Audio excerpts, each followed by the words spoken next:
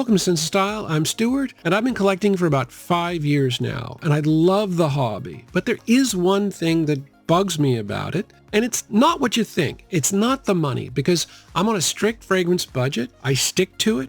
I think anybody that's a fragrance collector should do the same thing because it can be addictive at times. No, what really bugs me is the constant uniformity that you get with fragrances.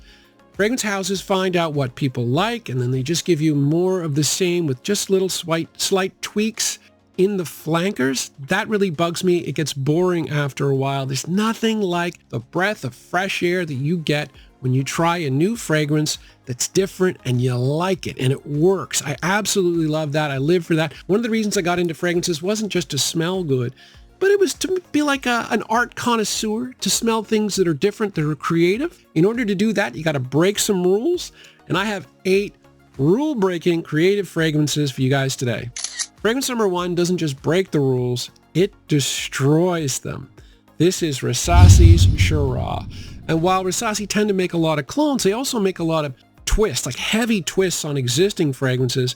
And I happen to believe that this is a strong twist on a NASA Motto fragrance, and they're kind of strange and out there to begin with. But the twist is a big one because the NASA Motto fragrance has no tomato leaf, and this has tons of it. It's a green herbaceous note that's a little challenging. It's not for everybody, and this is packed with it. And I find that I get a lot of it early on. It's one of the weird fragrances that I prefer the dry down way more than the open. And so because of the tomato leaf, I don't consider this to be a blind buy unless you're familiar with it and you really like it. But this is a 10 to 12 hour fragrance. It's super strong. It's really long lasting. And it's a dry down I absolutely adore. So once that tomato leaf dries down, it still kind of stays there. But a lot of the other floral notes start to rise. There's jasmine. There's a lot of rose. There's rose in the open and in the mid. And then you also get some freesia, which is another dry white floral. So it's got a real floral component to go with the tomato leaf.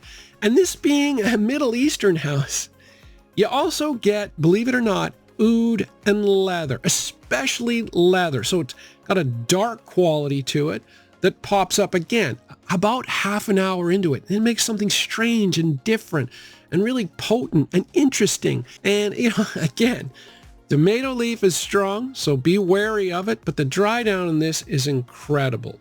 Fragrance number 2 breaks the rules in the best possible way. They take a style of fragrance and they turn it on its head, and it works. The style is sport fragrances, and the fragrance is Dior Sport 2021. And the problem consistently with sport fragrances, they all tend to be the same thing. They are a little boring. They're either aquatic, citrus, or ozonic. Don't really last that long. They're fresh, but they're kind of the same.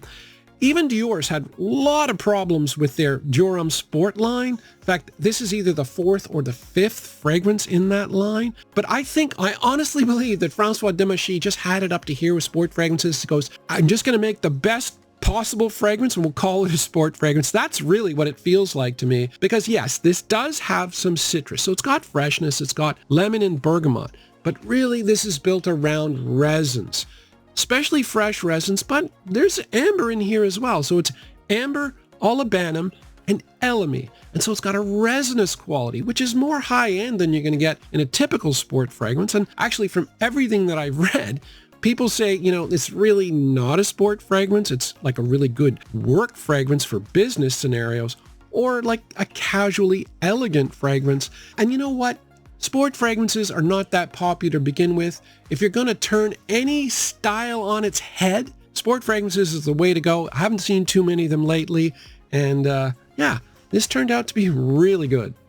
There is a rule out there that fragrance houses break from time to time. The problem is they don't do it very well. Fragrance number 3 does it to perfection. That rule is mixing something leather with something very fresh, like either aquatic or citrus. A fragrance that doesn't do a good job of that is this. This is Jimmy Choo's Urban Hero. You don't hear me talking about this fragrance on the channel because I don't like it. It opens beautifully. The really nice aquatic opening, fresh, interesting. And then that leather note shows up and just takes over the whole fragrance. That happens a lot. Kenzo pour Homme EDP, similar thing, although I think they do a better job, much better job than this. I kind of like it, but if you saw my video recently with Chad, he doesn't like it, and you know, it's kind of like this. But fragrance number 3, Cedrat Boise Intense, mixes citrus with leather to perfection. And what they do really well is they support the citrus note. So you're going to get a generic citrus note combined with a little bit of spices, a little bit of fruity blackcurrant, and there's some vanilla and ambroxan for some sweetness. So it's a really well done citrusy note. And then when the leather and oud, believe it or not, enter the picture, I get more leather than oud. It takes a fragrance in a darker direction, but it doesn't override the citrus because the balance was perfect. They broke the rule and they perfected it. Fragrance number 4 broke a really big rule. They made a fantastic fragrance. It hasn't been as popular as some of the others on this list, mainly because the house got the timing wrong. But it's a fantastic fragrance.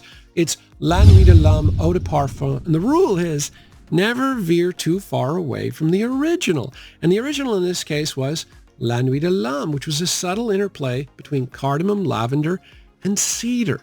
And it was a subtle fragrance. It was more of a mature fragrance. This, on the other hand, yes, it does have cardamom. It has lavender, but it's been darkened significantly with adding clary sage to the lavender note, taking it in a slightly different direction. Then they've added leather and tonka. So it's sweet. It's really long lasting. It's very strong.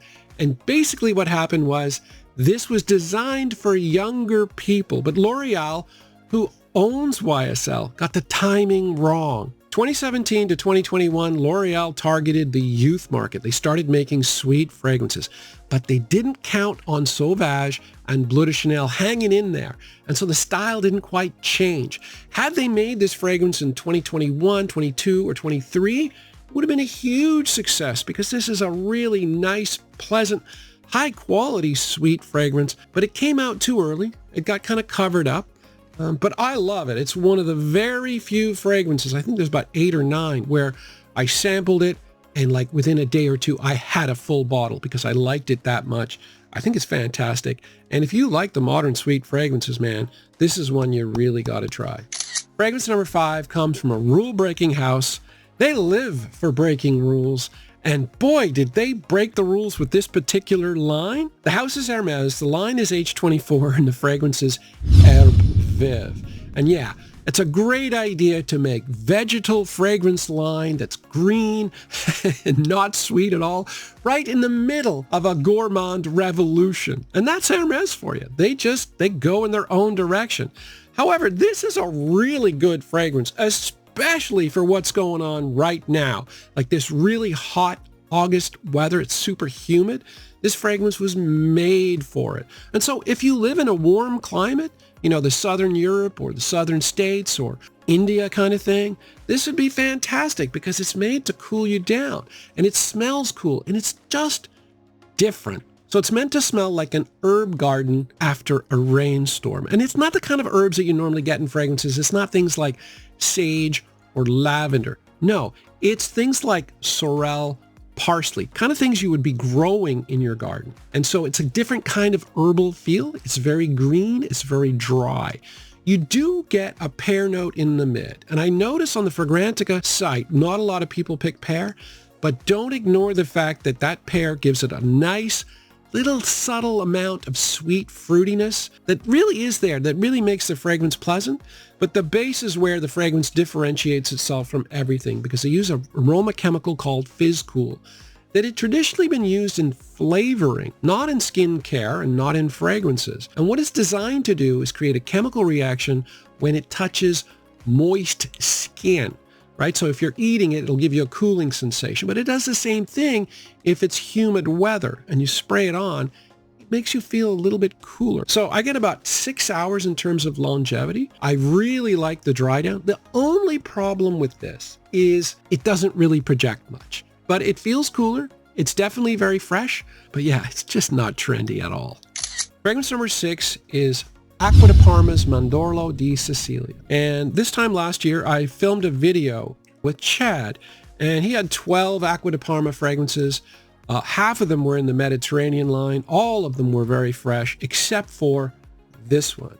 And what do you think was my favorite by far? It's a beautiful fragrance, but it has nothing to do with the Mediterranean line at all. All those fragrances were fresh, and they're oceanic, and they've got a vibe of like the water. This is a very sweet almondy fragrance. There's a lot of vanilla, there's almond, you've got a little bit of anise, you've got peach and orange. It's got everything to do with good stuff, nothing to do with water or aquatics or anything like that. I love it though.